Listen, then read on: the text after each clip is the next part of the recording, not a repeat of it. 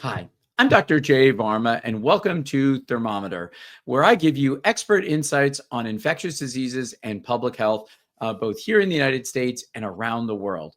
And I'm pleased today to welcome my friend and colleague, Dr. Jon Epstein, for our regular series called Inside Bird Flu, where we discuss the latest news about HIV-N1, the epidemic that's occurring here in the United States and around the world. Hey, Jon, how are you doing today? Good, Jay. I haven't heard of HIV-N1. Is that a new mutation of bird flu? Did I We just were say just that? talking about HIV, but We did another H5N1. recording before this, so there we go. You're H5N1 going to scare influenza. people. Okay, this is my brain moving in too many different directions. So tell Exactly. us, Jon. This week we're going to talk about an interesting thing about H5N1 about chickens versus eggs. And of course, we always worry and wonder what came first, the chicken or the egg. But this time we're going to pose a different question about which is more important for vaccinations, chickens or eggs. And the reason we're talking about this is because there is a news report out that the US Department of Agriculture is working on a plan to vaccinate chickens and I presume turkeys as well for bird flu.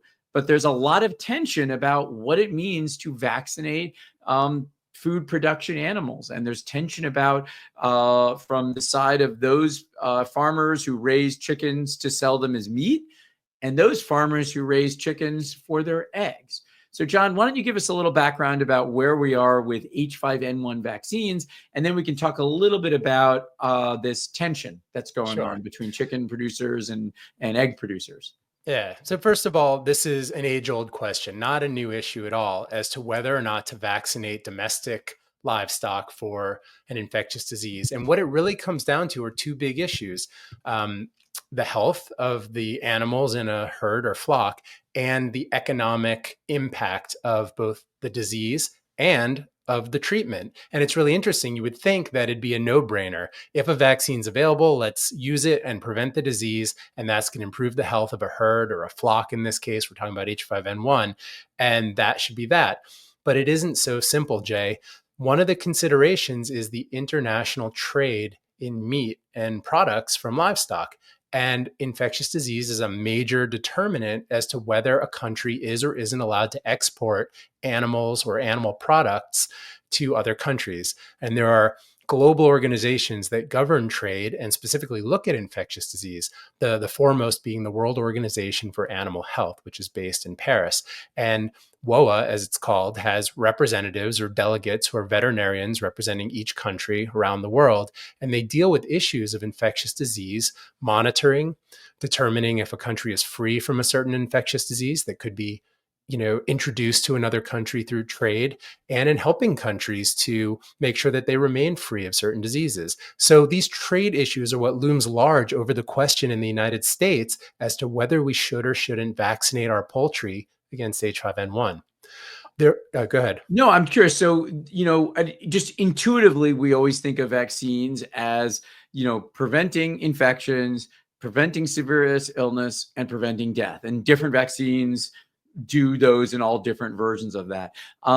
Is there concern about like the effectiveness of Yeah. H5N1 vaccines? Is that a key component of why there's this tension over whether or not to vaccinate and basically like the effectiveness of the vaccines themselves? Yeah, there's a couple levels of concern. One is the effectiveness of the vaccine, and the other is to be able to differentiate in an animal that has antibodies against a virus, whether it acquired those naturally through infection and therefore may still be infectious, or whether it got it through a vaccine. And so the big concern with vaccination for H5N1 is not being able to know or determine whether a flock that has antibodies against H5N1 is masking infected chickens. In other words, is there circulation of the virus, and that's what's causing animals to have antibodies? And so then all of a sudden you have the potential to export infected animals, and that could spread to other flocks in other countries, versus a flock that has been vaccinated. And even if the records and documentation is really good about vaccination, if you still do have introduction of virus and for some reason individuals get naturally infected, it's very hard to tell, very hard to differentiate what's causing the immune response. So that's kind of the big concern. And there isn't a great solution for that. But other countries, I should point out, other countries have committed to vaccine programs because the economic loss, the impact and devastation locally for the poultry industry has been too great. So countries like China, which has dealt with H5N1 circulation for a couple of decades. Vietnam, Egypt had major H5N1 outbreaks in its poultry. Indonesia, France, Bangladesh recently made the decision. So each country has to decide whether they want to protect their flocks and their industry first locally. And some of these countries don't have big export of poultry, but it's a judgment call and it's a decision one has to make. And so that's the crux of what the USDA is deciding about whether or not the US should deal with our major pandemic or panzootic of H5N1 in our poultry flocks. We have had to kill more than 170 million egg laying hens who get H5N1 in order to try to control this disease. And that's where the egg industry comes in. By having to depopulate farms to control this, we're losing tons of production of eggs. And that is causing an increase in prices, a decrease in supply. And it's actually forcing the United States to acquire eggs, to import eggs from other countries like South Korea. So let me step back for just 1 second. Then I want to and then I want to shift back into the egg versus chicken question. Sure. What has been the experience, or what do we know about the success of animal vaccination programs, for example, in China or in other places that have done it? Have they been successful from the meat production side, preserving animals for food consumption, and how has that also impacted their egg production as well? Yeah, they are successful in that they do control and prevent H5N1 from circulating in chickens. It maintains the flock and allows them to remain healthy and productive, but it requires real coordination and implementation, usually from the government. It's a huge effort. If you think about how many millions of birds, countries have in their flocks.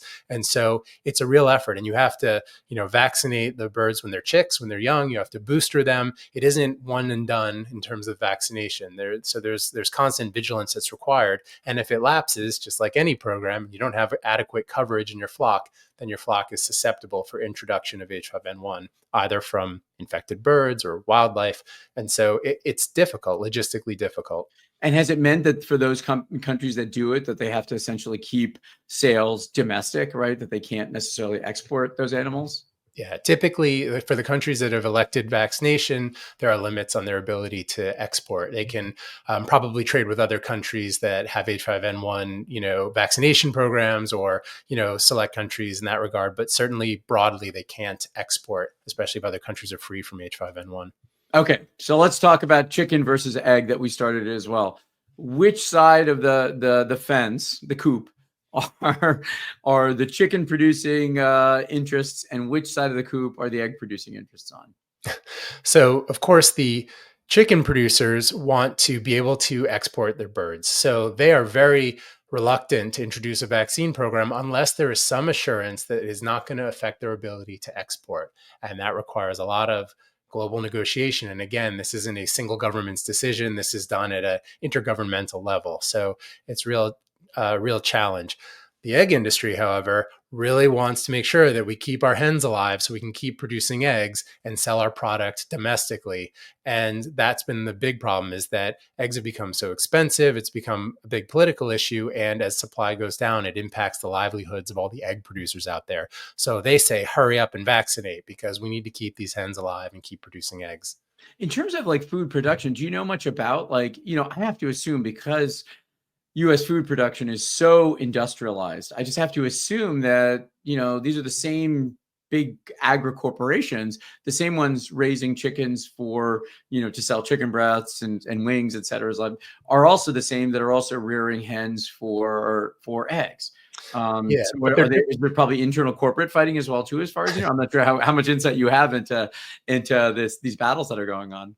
Well, limited, to be honest, but there are different birds that go towards meat versus those that lay eggs. And so things are quite segmented in the industry. And I imagine that there are, egg layers that focus on producing eggs, and then there are broilers and those producing, broiler chickens that go into the meat industry. And that's why we're seeing this division, that there are actually separate industries and separate groups in each of these, segments. So here's my pessimism. My pessimism is that, this is such an unusual situation in which we have this incredibly powerful anti-vaccine movement that has now taken hold of the entire US health system apparatus. The head of the Health and Human Service Offices, diehard anti-vaccine person. He's gutted the entire CDC Advisory Committee program on vaccinations. They're manipulating and altering data. The FDA is going to is reducing its approvals and restricting access to these are all human vaccines.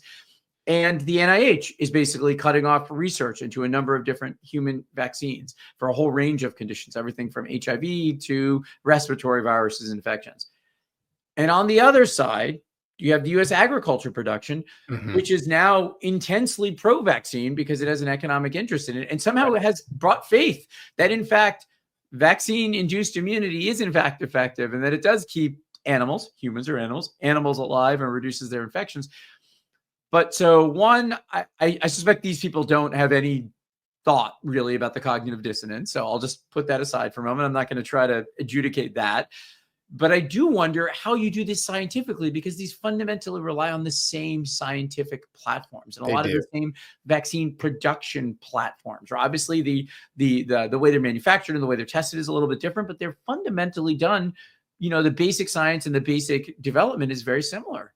That's right. I mean, in terms of safety and efficacy, the H5N1 vaccine has been tested rigorously. It's determined to be safe. And there's such an economic driver here. I mean, you don't hear hesitation on the part of the meat poultry producers saying, well, we're worried about the health effects of the vaccine. They're not. No, this is purely Aren't they worried about chickens getting autism? I mean, trade. No, it's not. Are autistic chickens less, sell for less than non-autistic chickens? Yeah, I'd say there's almost more analogy in the companion animal and pet world than there is in the livestock production world, where animals are really seen as a commodity, and as long as they're able to be safely eaten and sold, then we're all for it. And so this is, but it raises other issues. It's for another time. We can talk about use of antibiotics in agriculture and resistance that emerges from that and some of the impacts there. So, there are lots of considerations about how we treat domestic animals, both, with medicine or vaccines. But this particular issue with the H5N1 vaccine and whether or not to vaccinate is one that really revolves around trade. But I will say that the USDA is investing $100 million in studying this issue, figuring out a potential vaccine strategy. We've also seen the industries, the broiler association, the chicken raising association coming together to think about how they might propose a vaccine strategy. The egg producing sector coming together about how they might vaccinate chickens in order to protect their interests in egg laying. So it's going to come down to, I think, policy from the top down. We're going to have the USDA step in and say, this is necessary. We have to deal with this epidemic. We're going to I think the strategy should be to eradicate H5N1 if we can and become, have an H5N1 free country. And then there are no trade issues. And we're going to have to resolve the vaccine situation about whether, we can still trade animals that have been vaccinated. And that's going to involve negotiation at a global level. But I also wonder how much outreach there's been domestically as well, too. I mean, again, this is always the danger of unleashing these forces that you see in the Trump administration. Once you unleash the anti-vaccine forces, is there going to be consumer acceptance of chickens?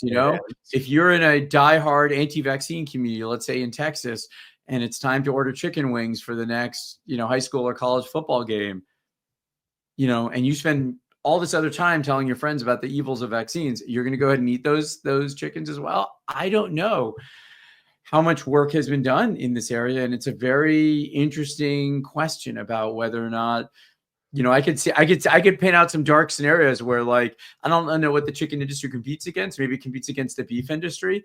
Is the beef production industry going to say don't eat chicken because it's got vaccines in it?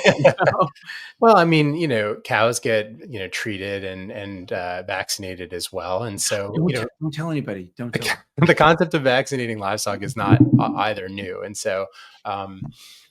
We got to protect the health of our livestock, and we need to use the tools we have. And so, I certainly believe that. And the only reason I'm pointing that out is just this just real challenge, I think, that you're seeing with this dichotomy, and also, how it, and also the politics. And again, public health is fundamentally political. And now we see this just in animal health as well, too. We've obviously always known that as commodities, but even just seeing the fighting between them, who do you think is going to end up winning, the chickens or the eggs?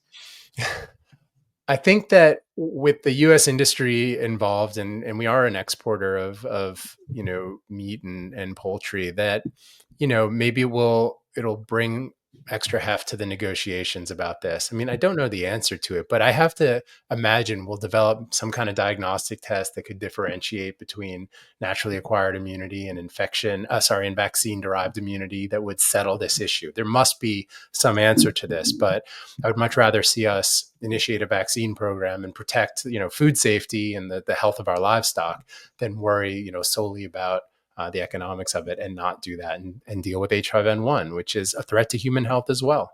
Yep, absolutely. And on that note, if you are interested in the health of your food, the safety of your food, and the safety of your communities, please hit the like button. Please share this episode. Please subscribe. Comment if you can. All the interactions that you do help us keep this show going, help spread the word to other people, and help ensure that we all stay safe and protected from diseases like H5N1, not HIV-N1, which I mentioned earlier. There may be a time, but let's not rush it. Exactly. All right. Thanks, Jon. Thank you so much for joining us. And thank you to everyone out there. And look forward to seeing you next time for another episode of Inside Bird Flu. Thanks, Jay. Take care.